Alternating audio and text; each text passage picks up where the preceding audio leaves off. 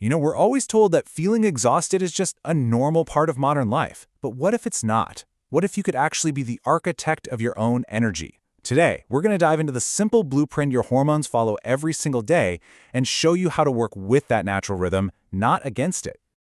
Does this sound familiar to you? You're dragging by 3 p.m., totally wiped out, but then when your head finally hits the pillow, your mind is just racing? Or maybe you wake up in the morning feeling like you haven't slept at all.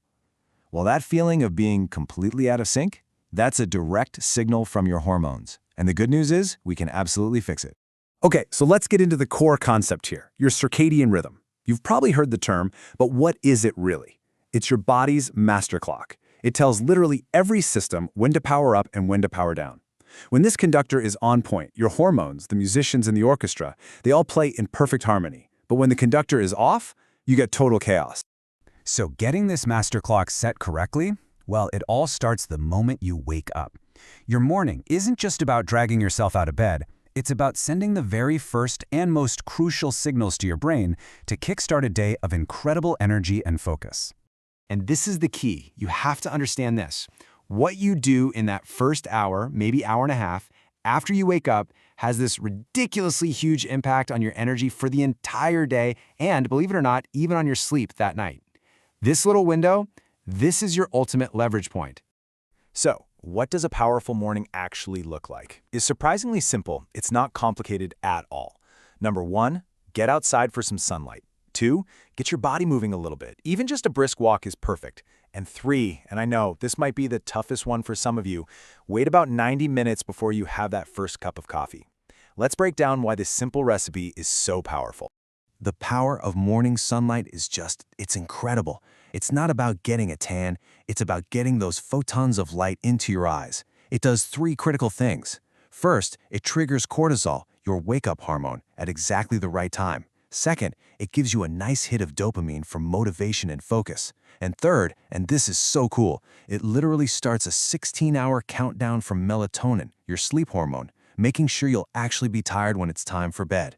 And this chart right here, this just illustrates the goal perfectly.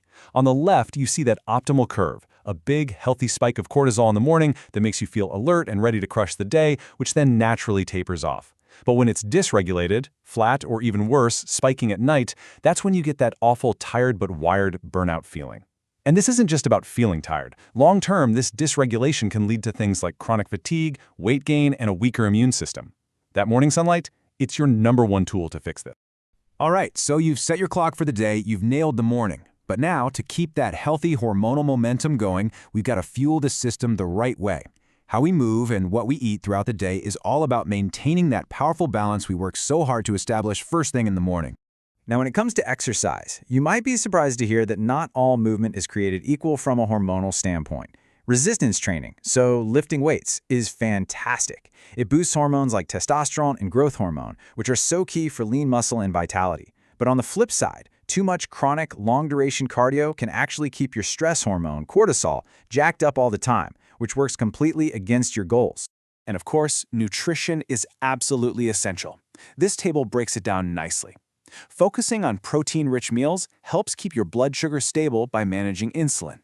Eating whole, unprocessed foods, well, that just gives your body the raw materials it needs to actually build these hormones in the first place. And timing your meals to line up with your active hours, that just helps keep that circadian rhythm humming along perfectly.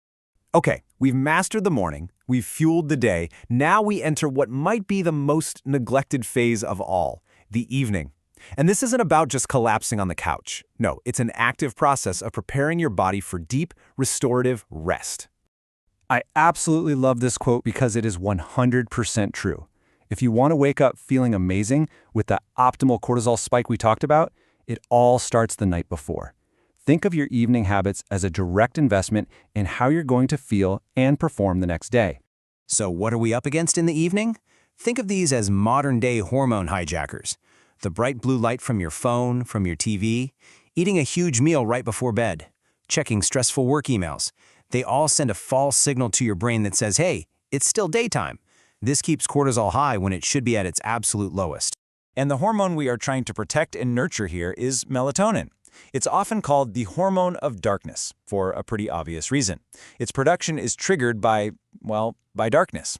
And it's not just about making you feel sleepy. Melatonin is critical for getting into those deep sleep cycles where your body and brain do all their essential repair work. Bright light is basically its kryptonite.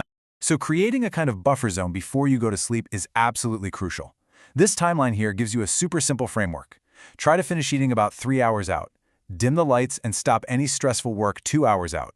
And then in that final hour, you've got to ditch the screens completely. This simple sequence lets your cortisol fall naturally and lets melatonin rise, preparing you perfectly for a night of incredible rest. So when you put all of this together, what you have is this powerful daily blueprint. And it's not a rigid set of rules you have to follow perfectly. Think of it as a flexible way to structure your day that really honors your body's natural biology. So let's just quickly recap the key pillars of this whole system. This chart really brings it all home. See how it's a balanced system? You've got your morning light to set the clock. You've got smart exercise and time nutrition to fuel your day.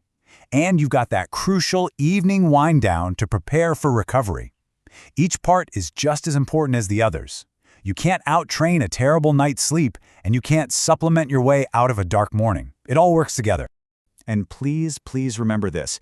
You do not have to do all of this perfectly every single day. That's not the point. Life happens. The goal here is consistency. Nailing your morning routine 5 out of 7 days a week is infinitely better than trying to be perfect for 1 week and then just giving up. It's the small, consistent efforts that rebuild your body's natural rhythm over time. So, I'll leave you with this question. Don't try to change everything all at once. That's a recipe for failure. What is the one single habit from everything we've talked about that you can commit to starting tomorrow? Is it a 10-minute walk in the morning? Delaying your coffee? Putting your phone away an hour before bed? Just pick one and start your journey back to balance. Thanks for tuning in.